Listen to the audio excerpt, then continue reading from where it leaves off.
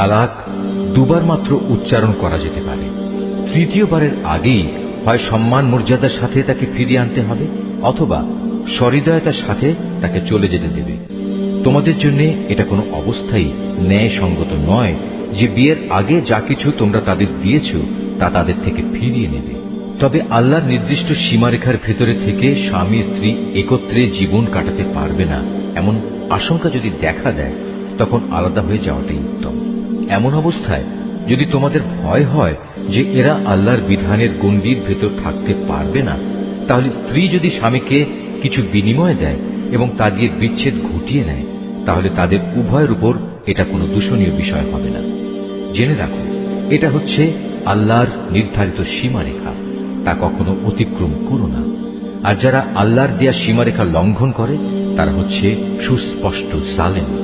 যদি সে তাকে তালাক দিয়েই দেয়, তাহলে তারপর এ স্ত্রী তার জন্য আর বৈধ হবে না।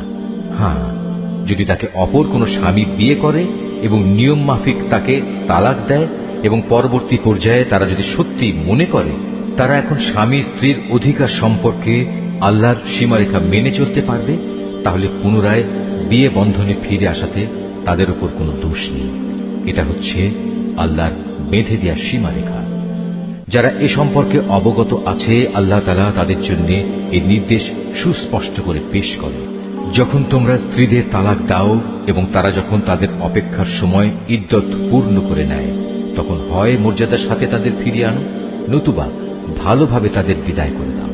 শুধু কষ্ট দেওয়ার উদ্দেশ্যে কখনো তাদের আটকে রেখো না। এতে তোমরা আল্লাহর নির্ধারিত সীমারেখাই লঙ্ঘন করবে।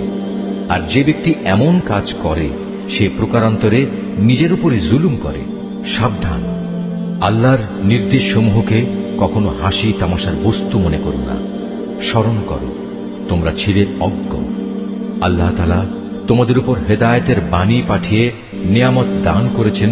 শুধু তাই নয়, তিনি তোমাদের জন্য জ্ঞান ও যুক্তিপূর্ণ কিতাব নাজিল করেছেন, যা তোমাদের দৈনন্দিন জীবনের নিয়ম কানুন বাতলে দেয়।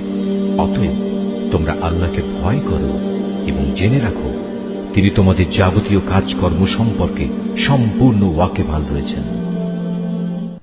যখন তোমরা তোমাদের স্ত্রীদের তালাক দিয়ে দাও, অতঃপর তালাক প্রাপ্ত স্ত্রীরাও তাদের নির্ধারিত অপেক্ষার সময় ইদ্যত পালন শেষ করে নেয়, তখন তোমরা তাদের পছন্দ মতো স্বামীদের সাথে বিয়ের ব্যাপারে বাধা দিও না। যদি তারা বিয়ের জন্য সম্মানজনকভাবে কোনো ঐক্যমত্যে পৌঁছে থাকে, তোমাদের ভেতর